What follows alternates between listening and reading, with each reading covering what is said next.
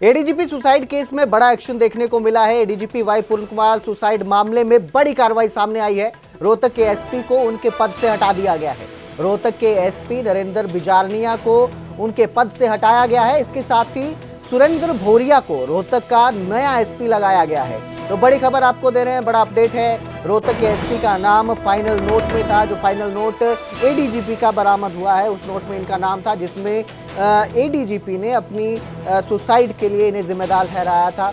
तो इसके बाद अब जो है ये कार्रवाई देखने को मिली है। रोहतक के एसपी को उनके पद से हटाया गया है। रोहतक के एसपी नरेंद्र बिजारनिया को पद से हटाया गया है और इनकी जगह सुरेंद्र भोरिया को रोहतक का नया एसपी बनाया गया है।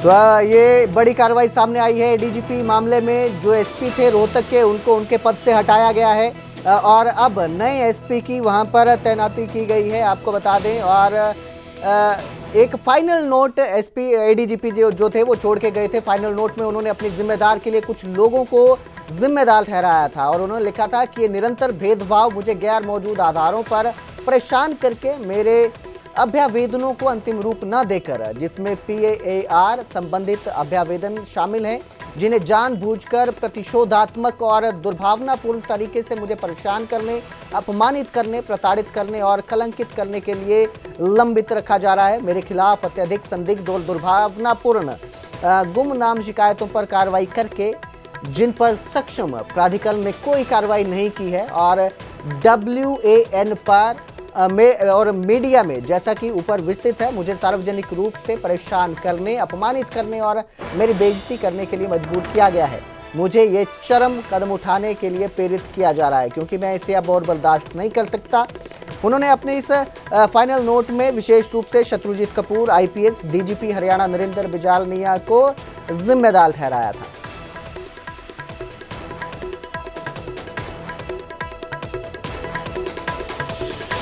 तो वहीं एडीजीपी के शव को PGI ले जाने पर भी विरोध जताया गया। परिवार ने शव PGI ले जाने पर विरोध जताया। जबरदस्ती पोस्टमार्टम करवाने की कोशिश हो रही है। परिवार ने इल्जाम लगाए, बिना कार्रवाई के पोस्टमार्टम नहीं होगा।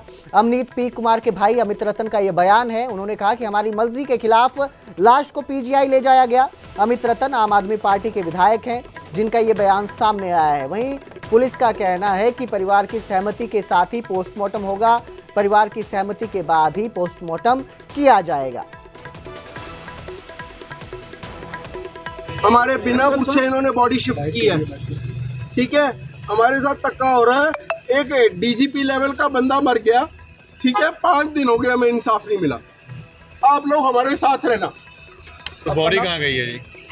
देखिए, हम आपसे सहायता मांग रहे हैं। नाम बता दीजिए अपना। मेरा मुकेश कुमार, मैं अंतर्राष्ट्रीय महासचिव हूँ अंतर्राष्ट्रीय वाल्मीकि आर्मी का, और जो 31 सदस्य कमेटी यहाँ पर न्याय संघर्ष मोर्चा बनाया है उसका मैं सदस्य हूँ।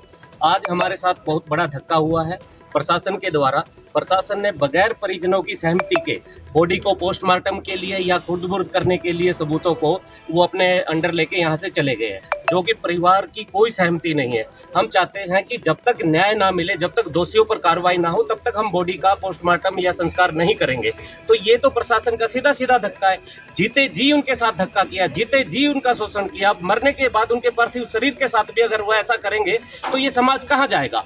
अब देखो, हम शांतिपूर्ण ढंग से, हम बड़े संयम के साथ अपनी मांगे मांग रहे थे। हम यहाँ पर 3 दिन 4 दिन से बैठे हुए हैं, परिवार बैठा हुआ है। इस दुख की घड़ी में उन लोगों ने, प्रशासन ने, सरकार ने उनके ऊपर, दोषियों के ऊपर कार्रवाई करने की बजाय वो लोग दोषियों को बचाने के लिए बॉडी को लेकर गए हैं। ये कभी बर्दाश्त नहीं करेंगे। पूरा समाज लामबंद होगा और हम इस शहर को बंद करने का काम करेंगे। अब जो आंदोलन होगा, जो भी आगे कार्रवाई होगी, उसके जिम्मेदार प्रशासन होगा, चंडीगढ़ के DGP होंगे। और आज हम सब लोग वहां पर जा रहे हैं और बॉडी का अपमान हम हरगिज होने नहीं देंगे। कहाँ जा रहे हैं सर आप लोग? चंडीगढ़। हम PGI में जाएंगे, हम रोकेंगे उन लोगों को। हमारी सहमति के बगैर वो कैसे लेके जा सकते हैं, कैसे कर सकते हैं वो?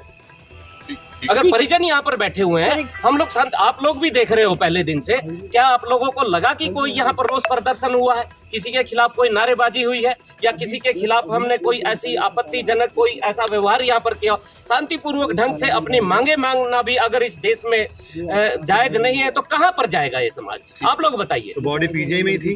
हाँ, हमें सूचना मिली है कि बॉडी तो 16 सेक्टर जनरल हॉस्पिटल में थी, लेकिन वो आज लेके गया, हमें सूचना। यहाँ पे हम पीजीआई में मोर्चरी के बाहर खड़े हैं और फैमिली की कंसेंट के बाद ही पोस्टमार्टम शुरू होगा। अभी फैमिली से मैसेज आना बाकी है। यहाँ पे सारे डॉक्टर्स और टीम्स हैं, मौजूद हैं, बट फैमिली की कंसेंट के बिना कोई भी कार्रवाई हो नहीं सकती है, लीगली भी पॉसिबल नहीं है, तो फैमिली की कंसेंट की वेट की जा रही है। ठीक है मैम, इसके अलावा अभी तक जांच कहाँ तक पहुंची है? हालांकि एसपी रोहतक को हटा दिया गया है, ये सामने इन्वेस्टिगेशन अभी चल रही है। आज का हमारा मुद्दा जो पोस्टमार्टम का था, तो उसके बारे में बताना चाहती हूँ कि फैमिली जैसे ही हमें गोहेड देगी, फैमिली यहाँ पे आएंगे, स्टेटमेंट्स रिकॉर्ड होती हैं, पूरा प्रोसीजर है, उसके बाद ही कोई कार्रवाई आगे की जाएगी। मैडम, किसी से जानकारी परिवार को कोई मेंबर आ सकता है, संभावित है भी आके? जी, जैसे ही हमें जो भी परिवार बोलेगा उसी के हिसाब से करेंगे, और परिवार हमें जो भी इंटीमेट करेगा अभी वो हम आपको बता देंगे। मजिस्ट्रेट रहेंगे, फॉरेंसिक एक्सपर्ट रहेंगे, डॉक्टर्स रहेंगे, एक पूरा बोर्ड है। वीडियोग्राफी, फोटोग्राफी सारी चीज़ें होंगी, और पोस्टमार्टम एग्जामिनेशन है वो फैमिली की कंसेंट से ही हो सकता है और फैमिली की कंसेंट से ही होगा। मैं इस मौके पे इतना ही आप लोगों से शेयर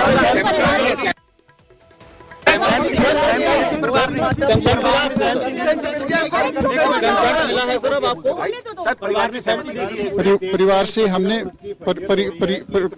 फैमिली से हमने रिक्वेस्ट की है कि आप जल्दी से जल्दी पोस्टमार्टम कराएं। उनके अपने कुछ ग्रीवांसेज हैं, कुछ पॉइंट्स हैं, उन पे हम बात कर रहे हैं। और हम डीजीपी साहब सस्पेक्ट्स का नाम आप सस्पेक्ट कॉलम में क्यों नहीं दे रहे? जो फैमिली की डिमांड है, इन्वेस्टिगेशन अभी चल रहा है, इन्वेस्टिगेशन ऑन है, स्पेशल इन्वेस्टिगेशन टीम बना दी गई है, आईजी साहब उसको हेड कर रहे हैं, और उसमें इन्वेस्टिगेशन की जो प्रक्रिया है वो चली हुई है, और वो एसआईटी अपना काम कर रही है, और जैसा कोई फर्दर अपडेट होगा आपके साथ शेयर किया जाएगा। आईपीएस वाई पूर्ण कुमार के घर पर लगातार लोग पहुंच रहे हैं। कांग्रेस के कई नेता उनके घर पर पहुंचे, जहां पर उन्होंने परिवार के प्रति संवेदना व्यक्त की, शोक जताया इस घटना को लेकर, और इस घटना को बेहद दुखद बताया।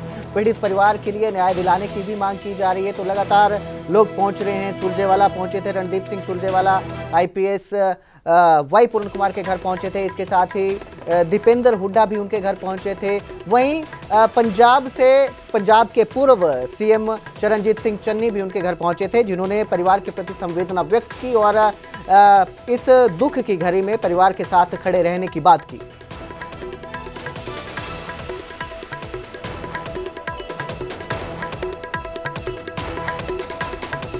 आरोप के घेरे में हो तो पूरे सिस्टम पे सवालिया निशान है, पूरा सिस्टम संदेह के घेरे में है। हम पूरी तरीके से पीड़ित परिवार के साथ हैं। एक जिम्मेदार विपक्ष के रूप में भी हमारी सरकार से मांग है कि न्याय हो और न्याय में देरी ना हो। देश की सरकार, प्रदेश की सरकार की तरफ टकटकी लगाए, ना सिर्फ दलित समाज लेकिन 36 बिरादरी, हर वर्ग, हर देशवासी देश की सरकार की तरफ देख रहा है कि न्याय हो और दोषियों को कड़ी से कड़ी सजा दिलवाए सरकार। लेकिन आज दुर्भाग्य की बात यह है कि जो पीड़ा थी जब ये खबर आई, आज वो और पीड़ा, क्योंकि 2-3 दिन से जो चला वो सारा उसको देखकर देश के लोगों के हाथ केवल निराशा लगी। इतना जबरदस्त ऑफिसर था कि जब किसानों ने एजिटेशन किया, इसको हुक्म हुआ कि ये गोली चलाएं, सख्ती करें, इसने जवाब दे दिया कि मैं ये गलत काम नहीं करूंगा। ऐसे ऑफिसर को जो गरीबों के लिए, दलित अफसरों के लिए लड़ता था, पिछड़े वर्ग के लोगों के लिए लड़ता था कि इनको एसएचओ क्यों नहीं लगा रहे, इसको डीएसपी क्यों नहीं लगा रहे, वो एक सोच थी, वो एक अंबेडकर की सोच को लेकर आगे बढ़ रहा था। वाई पूर्ण कुमार सुइसाइड नहीं, ये एक शहीद है, जो दलितों के लिए लड़कर मरा और मरने का कारण मनुवादी सोच जो आरएसएस और बीजेपी सरकारों की है वो सामने आई है। और 5 दिन हो गए हैं, परिवार को इंसाफ नहीं मिल रहा। उसकी डेड बॉडी का बार बार निरादर किया जा रहा है।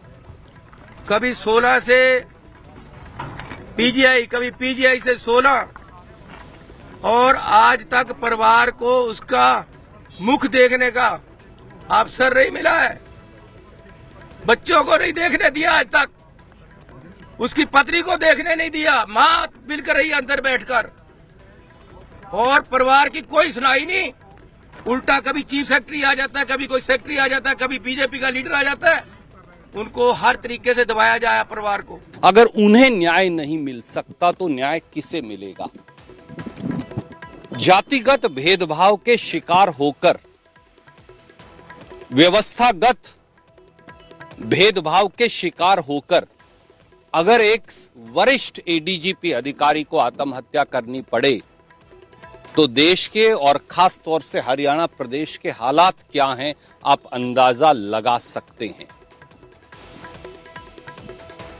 क्या कारण है कि एक एडीजीपी रैंक के अधिकारी को पुलिस स्टेशन में मंदिर में दर्शन करने की इजाजत नहीं? क्या कारण है कि एक एडीजीपी रैंक के दलित अधिकारी को पिता की मृत्यु पर घर जाने की इजाजत नहीं? क्या कारण है कि जब वो एडीजीपी रैंक के अधिकारी चिट्ठी लिखते हैं व्यवस्थागत दलित भेदभाव के बारे में तो उसका सरकार के पास जवाब नहीं? क्या कारण है कि ऐसी यथास्थिति पैदा कर दी जाए कि वरिष्ठतम दलित अधिकारी को जो additional director general of police हैं उनको ये एक्सट्रीम कदम उठाकर मजबूरन आत्महत्या का शिकार बनना पड़े? आज जो हुआ दोस्तों वो अमानवीय है, वो अनएक्सेप्टेबल है। पी अमनीत कुमार जी उनके बच्चों और परिवार से पूछे बगैर वाई पूर्ण कुमार जी की डेड बॉडी को सेक्टर 16 से पीजीआई जबरन ले जाना उनकी अनुमति के बगैर, उनकी सहमति के बगैर एक अपराध है। क्या उन दोनों बेटियों को पिता के आखिरी दर्शन का अधिकार भी अब सरकार नहीं देना चाहती? किससे पूछकर आपने वाई पूर्ण कुमार जी की डेड बॉडी को शिफ्ट किया? क्या इसका कोई जवाब सरकार और शासन दे पाएगा? तो वहीं इस बीच आईपीएस वाई पूर्ण कुमार के घर अनिल विज भी पहुंचे और उन्होंने घटना को लेकर परिवार के प्रति शोक प्रकट किया। पीड़ित परिवार को न्याय दिलाने का भी उन्होंने आश्वासन दिया है और कहा कि इस मामले में निष्पक्ष जांच की जाएगी। हालांकि इस दौरान वो परिवार से मुलाकात की, उन्होंने परिवार से मिले, लेकिन कुछ भी कहने से बचते नजर आए। यानी कि जो विज पहुंचे थे, अनिल विज घर पहुंचे थे, आज आईपीएस वाई पूर्ण कुमार के घर पहुंचे थे। उन्होंने परिवार से मुलाकात की, उनके प्रति संवेदना व्यक्त की, इस घटना को लेकर शोक व्यक्त किया, लेकिन कुछ भी नहीं कहा, मीडिया से बातचीत नहीं की।